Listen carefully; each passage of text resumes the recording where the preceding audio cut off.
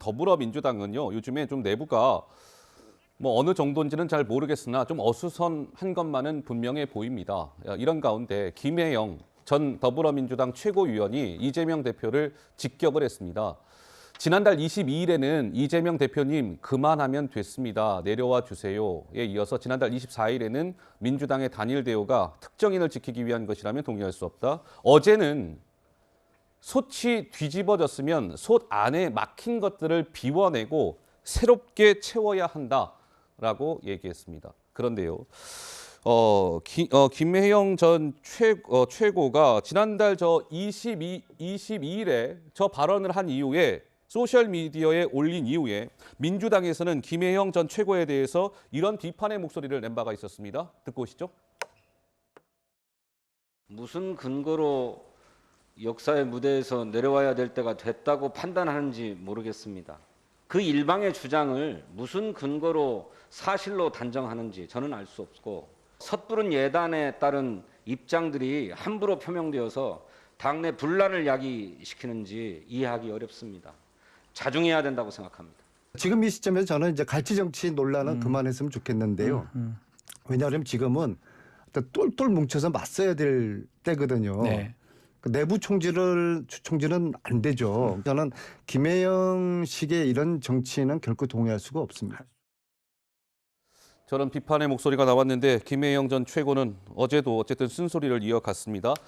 민주당에서 조금 박해라고 있습니다. 조금 박해. 이게 뭔 소리야 하실 텐데요. 조금은 조는 조응천 의원, 금은 금태섭, 박은 박용진, 그다음에 해는 김혜영의 해. 그래서 민주당 내의 소장파 의원들을 조금 박해다. 저 4명을 저렇게 얘기하는데요. 저 4명이 뭔가 지금 이재명 대표를 둘러싼 사법 리스크와 관련해서 적혀져 있는 대로 그래픽에 좀 쓴소리를 내고 있어요. 우리 장혜찬 이사장, 저 부분은 저 현상은 민주당 내에 저런 현상이 나타나고 있다? 이건 우리가 어떻게 읽어야 되는 겁니까? 근데 아직 수면 위로 나타난 균열은 조금 밖의 수준이지만 저는 수면 아래에서는 이제 임계점까지 물의 온도가 부글부글 끓고 있지 않은가라는 생각을 합니다. 얼마 전 민주당 의원총회에서 정진상 실장 등과 관련된 내용을 브리핑을 하자 일부 민주당 비명계 의원들이 우리가 이걸 왜 공부해야 하느냐라고 항의했고, 박홍근 원내대표가 사실상 사과하는 일도 있었다고 언론 보도를 통해서 접했습니다.